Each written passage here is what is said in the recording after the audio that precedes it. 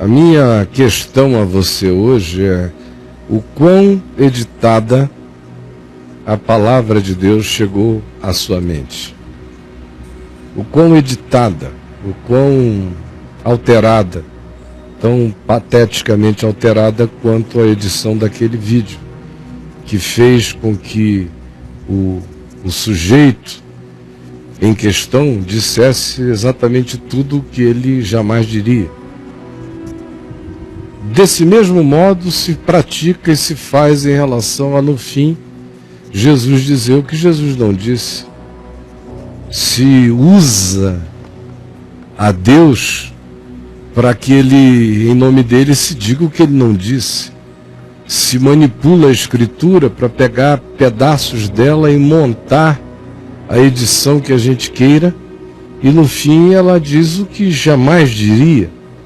Mas tudo isso é feito em nome de Deus, em nome de Jesus, em nome da Bíblia, sob os auspícios de igreja. Aí o povo vai devorando, vai lambendo, vai comendo, vai, como diz o Salmo 73, vai bebendo a largos sorvos. Bebe, se empanturra do engano e sai por aí dizendo: é isso que a Bíblia diz, é isso que Deus pensa, é assim que Jesus vai te tratar. E vão espalhando a cara de um Deus que é a semelhança do diabo. E vão pregando um Jesus que é um carniceiro. E vão anunciando uma Bíblia que é um Alcorão. É assim que tudo fica, é nesse espírito de perversão que tudo vai sendo construído. Então me responda, o quão afetada, o quão editada a palavra de Deus chegou à sua mente? Para isso, você tem que saber algumas coisas. Em primeiro lugar, você não pode nem responder essa pergunta se você nunca se expôs ao ensino genuíno e verdadeiro do Evangelho. Não pode nem responder essa pergunta se você nunca leu nem o Novo Testamento de ponta a ponta, por você mesmo, sozinho, lendo como se fosse um livro comum, um capítulo depois do outro, lendo. Nem isso você fez, não dá para responder essa pergunta. De onde é que lhe vieram as informações sobre Jesus? Veja se veio da sua leitura direta dos evangelhos, da interpretação dos evangelhos feita pelos apóstolos, Paulo, Pedro, Tiago e outros do Novo Testamento, ou se você já recebeu isso de terceiros, e você mesmo nunca foi verificar a exatidão do que lhe tenha sido compartilhado. Por isso pense, porque você pode estar aí brigando, defendendo o indefensável, pode estar achando que presta um serviço a Deus, perseguindo mentiras que não sejam mentiras. Você que seja um filho da edição, um filho da produção da própria mentira, da construção de algo que não correspondeu aos fatos. Então pense no que você pode estar, em nome de Deus, fazendo, profetizando, ou em nome de Deus reagindo, ou em nome de Deus esperneando, ou em nome de Deus vociferando, como quem recebeu a prerrogativa de defender Deus e Jesus, porque você está lidando com a construção falsificada de algo que não condiz com a realidade, com a verdade do que a Escritura ensina. Então me diga, me diga, o quão editada a palavra de Deus tem sido na sua mente. Aí você diz: e como é que eu vou saber? Meu querido, você só vai saber antes de ler os evangelhos e aí absorvendo a palavra para você.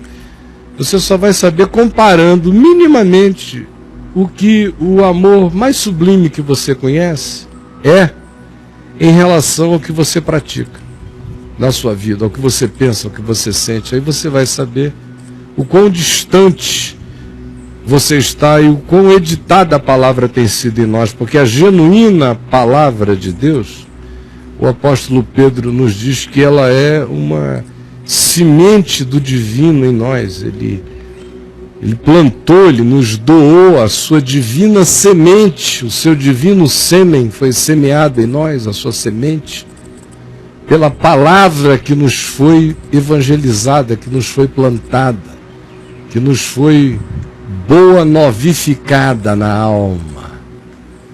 Aí, essa palavra do Evangelho, o Evangelho puro e simples, quando cai aqui, ele planta o divino em mim, ele planta o sêmen de Deus, eu fico grávido. Cristo começa a nascer, como diz Paulo, no útero do nosso ser. Como ele fala aos Gálatas, até quando eu vou ter que sofrer, esperando que Cristo seja formado em vós? A expressão é de uma gravidez, para que Jesus cresça em nós e nós vamos nos tornando Jesuses, e ele vai se expandindo em nós e crescendo em nós, e a nossa mente vai pensando com as categorias dele, os nossos sentimentos vão se tornando cada vez mais os dele, e os nossos pensamentos cada vez mais conforme os dele, e as nossas atitudes cada vez mais nele, os nossos tempos interiores cada vez mais como ele, e a nossa confiança inabalável no Pai, tanto mais quanto o tempo passe, mais semelhante a dele vai se tornando em nós. Quando a gravidez acontece, ela só acontece pela semente do genuíno Evangelho. O que não seja genuíno Evangelho não produz Cristo em mim. Nunca. Produz religião, produz fanatismo, produz nervosismo, produz desassossego, produz necessidade de afirmação, produz tudo, mas não produz Cristo em mim. Só o genuíno Evangelho, a genuína semente de Deus mesmo, conforme Jesus plantada na gente, vai produzir Cristo em mim. Semente falsificada não produz Jesus na gente. Sêmen de lobo que semeou a palavra do lobo no nosso coração não produz Jesus na gente. É a semente do Evangelho, é a palavra do Evangelho. Na simplicidade do Evangelho, acolhida aqui em nós e crida e agasalhada, é o que bota o sêmen de Cristo, de Deus em mim. E Cristo vai sendo formado em mim na medida em que eu vou assimilando e absorvendo as coisas do amor, que são todas elas os ensinos do Evangelho. Os ensinos do Evangelho são os ensinos do amor, é a prática do amor. Quando eu vou praticando o Evangelho, praticando, conforme Jesus, eu vou desenvolvendo a sua mente, eu vou sendo tomado por ele, a conversão vai crescendo, a salvação vai se desenvolvendo em mim. E eu ando com temor e tremor, não impedindo o desenvolvimento dessa salvação. Não me conformo com este século, continuo um filho das esperanças eternas e vou me transformando pela renovação da minha mente, dia a dia, buscando coisas excelentes no Evangelho, na vida, deixando coisas que são refúgio, que são idiosincrasias humanas, doenças humanas, caprichos humanos, culturas humanas, costumes humanos, convenções humanas, tudo isso para trás e deixando a vida ficar cada vez mais simples, leve em Jesus, seguindo exclusivamente o Evangelho. Aí, isto produz a gravidez original de Jesus em nós, quando a palavra é semeada, e produz o crescimento dessa gestação até que todos alcancemos a plena estatura do varão em Cristo Jesus. Vem de uma semente da palavra da vida que vai crescendo, Jesus vai se formando à medida em que a gente ama, à medida em que a gente perdoa, à medida em que a gente pratica, à medida em que a gente crê, ele vai crescendo. À medida em que a gente obedece, ele vai crescendo em nós, na nossa mente. À medida em que a gente vai desistindo das coisas de menino, ele vai se tornando aquele varão, nós vamos nos tornando homens e mulheres nele. Essa é a viagem que Deus quer nos levar a fazer pela palavra da vida. Não tem a ver com um texto, Tem a ver com uma experiência, onde o texto entra como o guardião físico de uma informação histórica e que carrega em si os conteúdos da vida. Quando isso deixa de ser texto e passa a ser carta viva em mim, eu vou caminhando pela fé, o milagre inteiro vai se processando em mim. A semente vai crescendo, Cristo vai se formando em mim. Cristo em mim é a esperança da glória. Eu dou esse fruto de esperança na vida quando a gravidez está em curso. E se nós não entendermos que o que não seja puro e simples Evangelho de Jesus não produz esse resultado, a gente vai ficar na magia, pensando que porque disse sim para o nome Jesus, disse sim para Jesus. Vai ficar pensando que porque frequenta um lugar onde se grita o nome de Jesus o dia inteiro, Jesus está lá, aquilo tem alguma coisa a ver com o Evangelho, que o Evangelho da vida vai produzir o fruto dele por osmose em você, por presença em ambientes físicos. Nunca vai acontecer nenhum milagre de realização da promessa do Evangelho na sua vida se não for pela via da semente do genuíno Evangelho de Jesus. Então, meus amigos queridos, o quão editada a palavra de Deus chegou até a sua mente, o quão editada ela ainda está na sua mente, porque isso deixa a gente num estado de muita confusão. O indivíduo insiste, ele vai, mas a mente dele, só Deus sabe o estado de confusão enorme no qual a mente da pessoa fica quando ela é fruto de edições, de construções humanas. E no dia que ela se encontra com o Evangelho e que Jesus começa a ser ensinado a essa pessoa, na simplicidade de quem ele é, o indivíduo entra em pânico. Ele diz, meu Deus, esse cara que está falando isso é um mentiroso, é um falsificador, ele não pode nem parar para ouvir, ele não pode nem concatenar pensamentos mínimos, porque senão ele vai dar razão, e se ele der razão, ele vai entrar num processo de crise, então ele não quer nem saber, porque é tão diferente da construção que ele ouviu, da apresentação que ele teve, que ele entra em pânico, de modo que eu entendo o seu pânico. E se você está nesse pânico, de não ter tido nem hoje, nem até agora, a coragem de admitir que você é filho de muitas edições do Evangelho, mas não dele, mas hoje, quem sabe, começando a ter coragem de admitir que você é filho de edições e de editores do Evangelho, mas você quer, de fato, a divina semente, porque você precisa conhecer os resultados que só o genuíno e simples Evangelho de Jesus produz. Então abra o coração e escreva aqui pra gente, agora mesmo. Caião, qual é a diferença entre a teologia sistemática e a teologia bíblica? Como podemos fazer uma hermenêutica e uma exegese das Escrituras à luz da teologia bíblica, cara? Bom, em primeiro lugar... Pergunta, cara, é boa, cara? Mais ou menos. Né? Porque eu não consegui entender muita coisa. Porque você, mesmo que você diga, eu não faço teologia sistemática, não vou criando as sistematizações dos textos e diga, eu faço exposição bíblica em sequência, ainda assim isso não te livra de um problema fundamental, que é o seu olhar hermenêutico, é o seu olhar interpretativo, com que olhar você interpreta. Porque por mais livre de religião que você esteja, você vai ler então com o seu olhar cultural, com o seu olhar familiar, com o seu olhar científico, você vai botar o seu olhar para onde você está olhando. Qualquer um põe.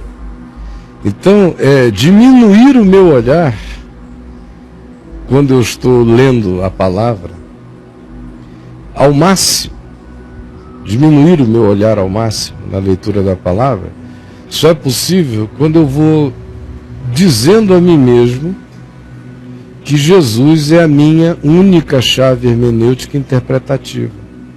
Aí alguém diria, bom, mas ainda assim, você vai ler os evangelhos com o seu olhar, com a sua bagagem cultural, com o seu olhar técnico, científico, com as suas pré-compreensões filosóficas, com as suas experiências de vida, ou não é verdade? Claro que é verdade, mas não é uma verdade absoluta, ou seja, o meu olhar, quanto mais consciente eu sou de que ele existe, vai também sofrendo um exercício de mim contra mim mesmo, no que diz respeito a dizer, não, esse encontro aqui é entre o seu olhar e o Evangelho, ou o choque que você está experimentando é do seu olhar, mas o Evangelho está dizendo outra coisa. Você vai chegando ao ponto de, como Paulo diz, levando todo o pensamento cativo até a obediência do que você vai entendendo e discernindo acerca de Cristo Jesus. É só nesse ponto, e crescentemente desse ponto em diante, que o seu olhar vai começando a ganhar isenções máximas, porque eles avaliam para o lado de fora o significado do que se está lendo, e também que se criticam, se julgam em relação a si mesmos, porque aquela palavra já não é mais lida com a resistência dos que estabelecem os seus condicionamentos como limites. Quando você sabe que você tem condicionamentos, você começa a identificá-los, mesmo quando antes não identificava-os. E a leitura da palavra vai entrando cada vez mais profundamente em você. E quando Jesus é essa chave hermenêutica, significando dizer que quando a minha leitura bíblica é a partir de Jesus, do que Jesus fez, disse e ensinou, a minha leitura do Velho Testamento será a partir de Jesus. Então, tudo que ele disse, fez e ensinou, que estiver sendo dito, feito e ensinado no Novo Testamento, fica. E tudo que ele disse, fez e ensinou, que no Velho Testamento se tenha dito, feito ou ensinado diferente, sai. Jesus mostrou aos seus discípulos, depois da ressurreição, tudo o que a seu respeito constava em todas as escrituras do Velho Testamento, na Torá, no Pentateuco, nos Salmos e nos Profetas. E o livro de Hebreus nos diz, de maneira muito clara, para não citarmos muitos outros textos, mas a epístola inteira de Hebreus é uma apologia quanto ao fato de que tem coisas da velha aliança que morreram na cruz com Jesus. E as que não morreram foram as que ele transformou em realidade. Por exemplo, e assim mesmo porque ele transformou em realidade, elas morreram como arquetipia. Por exemplo, naqueles dias, antigamente, Braulio, o indivíduo ia ao templo e sacrificava seus animais a Deus, dependendo do tipo de oferta que ele quisesse fazer.